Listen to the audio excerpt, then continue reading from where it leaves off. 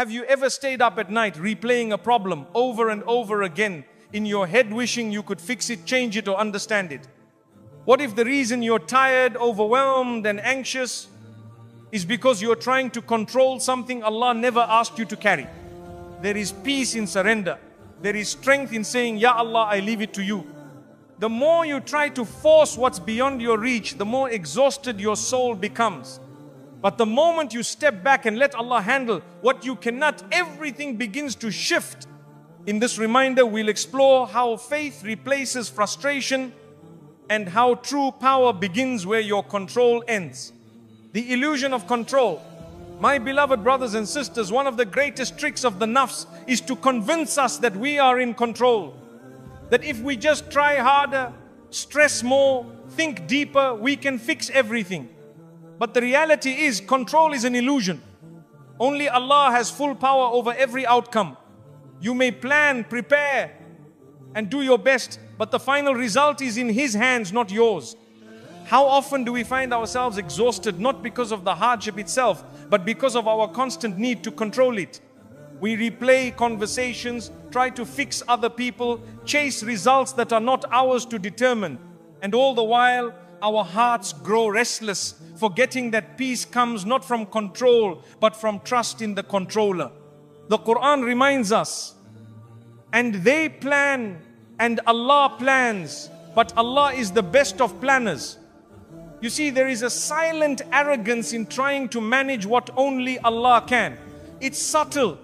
It hides behind the veil of responsibility, but it often turns into anxiety when we forget that our job is effort, not outcome. Many times we think letting go means giving up, but it doesn't. Letting go means acknowledging your limits. It means saying, Ya Allah, I've done my part, the rest belongs to you. And that moment when your heart truly releases is when real tawakkul begins. We often measure success by how much we control. But in Islam, success is measured by how much we trust. Did you pray? Did you act with sincerity? Did you place your matter in the hands of Allah? That's what truly matters. Because no matter how strong you are, nothing moves without His permission. The Prophet Muhammad ﷺ faced rejection, pain, betrayal. Yet, he never let those hardships steal his peace. Why? Because he never tried to force what only Allah could control. He surrendered without weakness. That is the strength we are called to embody. There is a difference between doing your best and trying to be Allah. When you try to control the outcomes, force timelines, manipulate situations, you step into a role that doesn't belong to you. Allah is Al-Mudabbir, the one who arranges all affairs. You are His servant, not His substitute. Sometimes we worry so much about the future that we forget who holds the future. We plan every detail, then panic when it doesn't go our way. But perhaps Allah is redirecting you, not rejecting you. And if you had full control, you might miss something far better written for you. Control gives the illusion of power, but it steals your peace. It whispers you're not doing enough. It convinces you that outcomes define your worth. But the believer knows outcomes are not your burden. Sincerity and submission are. When we stop trying to control everything, we start to see the signs of Allah. We notice His protection in the delays, His wisdom in the silence, His mercy in what didn't work out. But we only notice these things when we stop clinging to our illusion and open our hearts to His will. The tight grip we have on life often strangles our own serenity. The more we try to grasp control, the more it slips through our fingers. But when we loosen that grip and hand our affairs to Allah, we find that the peace we were chasing was never outside, it was in surrender. So my dear brothers and sisters, release the illusion. Let go of what was never yours to hold. You are not meant to carry the universe on your shoulders. You are meant to fall in sujood, lift your hands and say, Ya Allah, I trust you with what I cannot control. That is where peace begins. That is where your heart rests. Tawakkul, the heart of surrender. Tawakkul is not just a word we say, it's a state of the heart. It is when your soul finally breathes after holding on too tightly to this world. It is the moment you stop wrestling with the things you can't change and instead say, Ya Allah, I leave it in your hands. True tawakkul is not weakness, it's the strongest form of spiritual trust. My beloved brothers and sisters, we often confuse tawakkul with passiveness. But Islam teaches us to tie our camel and then rely on Allah. This means you plan, you work, you make dua, but in the end, you hand over the outcome to the one who knows what you do not. Tawakkul isn't inaction, it is the balance between effort and surrender. There are times in life when you've done everything right, yet things still don't work out. That's when tawakkul is truly tested. Will you still believe Allah's plan is better? Will you still trust His wisdom over your own? That moment of uncertainty is the doorway to spiritual growth if your heart chooses surrender over struggle. When you practice tawakkul, your heart becomes light. You stop overthinking, stop forcing, stop fearing. You realize that your job is to strive, not to control. Allah did not ask you to be in charge of results. He asked you to walk with faith, pray with sincerity, and rest knowing He never miscalculates. The beauty of tawakkul is that it brings calm even in chaos. The waves of life may roar, but your heart remains anchored. You stop panicking about what might happen because you know Allah already wrote the best outcome even if it's not the one you expected. That's real faith. That's deep peace. Tawakkul doesn't mean life becomes easy. It means you stop falling apart when life gets hard. You no longer question every delay or breakdown. Instead, you begin to see Allah's mercy in every moment, even in disappointment, because you trust the one who sees the full picture, not just today. Some people rely on connections, wealth or status, but the believer relies on the Most High. When you place your trust in Allah, you're never truly alone. Even if people abandon you, even if the world misunderstands you, Allah remains and His help arrives exactly when it's needed. Every prophet lived through trials that required tawakkul. From Ibrahim alayhi salam walking into the fire, to Musa alayhi salam standing before the sea, to our beloved Prophet Muhammad sallallahu alaihi wasallam in the Kaaba, each moment of fear was met with full reliance on Allah. And every time Allah delivered in miraculous ways. Your tawakkul will often be tested in silence. No big signs, no instant answers. Just you, your prayer mat and a heart full of dua. But it's in those quiet moments that your faith is purified. It's when you trust Him without seeing the result that you show Allah your sincerity. Tawakkul turns your burdens into blessings. What you once feared, you now face with calm. What once kept you up at night now becomes a reason for sujood. You don't ignore reality, you just put it in perspective.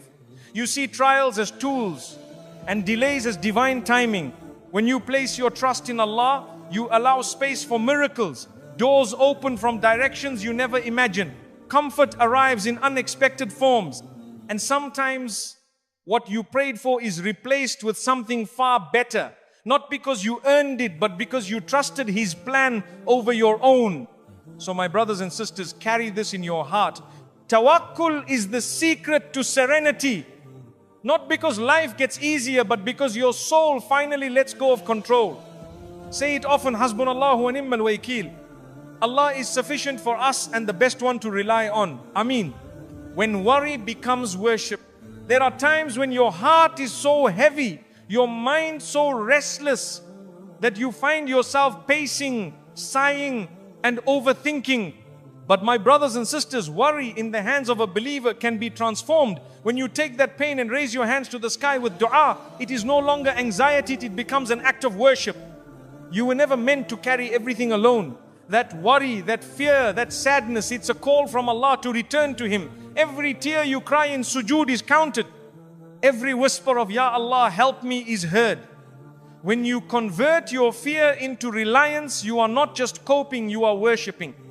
Sometimes the sleepless nights you spend worrying are actually moments where your soul is being awakened. You begin praying more, seeking forgiveness, giving charity, reflecting on your life. That is not a breakdown, that is transformation. Allah uses worry to bring your heart back to what truly matters. It's easy to think that worry is weakness. But in Islam, what matters is what you do with it. If it makes you bitter, it can destroy you. But if it makes you better, it can elevate you. When you pour your worries into prayer, they don't drown you, they purify you. Think of Maryam alayhi salam, alone and in pain, calling out to Allah beneath the palm tree. Her worry led to surrender, and her surrender led to divine provision. Worry isn't a sin, it's what you do with it that counts. If it leads you to Allah, it becomes a door to Jannah. Worry that leads to remembrance of Allah is no longer a burden, it becomes light. It becomes something sacred. Every heartbeat that says, I can't do this, is met with a divine whisper saying, but I can. When you place your trust in Him, your fear no longer owns you. There's beauty in realizing you're not in control. That realization hurts, yes, but it also heals. Because you stop blaming yourself for what's beyond your power. You start trusting the one who already wrote your story. Worry softens your ego when it leads you to sujood. The Prophet ﷺ would turn to prayer when he was deeply distressed. Not because the problem would disappear immediately, but because the heart would find peace. That's the real secret. Peace doesn't come from resolution, it comes from connection with the Creator. Sometimes you won't know what to say in your dua. You'll just cry or sit in silence. That's okay. Allah understands your heart before you speak. Even your silence, if it's filled with faith, becomes worship. Even your confusion, if handed to Him, becomes clarity. Worry can be a mercy in disguise. It humbles you. It reminds you that you're dependent, that you're human, and that only through Allah can you truly find strength. So don't let your worry drive you away from Allah. Let it pull you closer to Him. That is when it becomes worship. My dear brothers and sisters, if you're carrying something heavy, stop trying to carry it alone. Turn your anxiety into action in the form of prayer, patience, and trust. That's when your heart shifts from chaos to calm. That's when you realize your pain has purpose. In the end, the believer doesn't just feel, they transform. They take what the world calls weakness and turn it into worship. So worry, but worry with faith. Cry, but cry to Allah. And know that every moment of struggle is a chance to rise, not fall. That is the power of surrender. Ameen. Silent battles, divine help. There are battles you fight that no one sees. The kind of pain that lives behind your smile.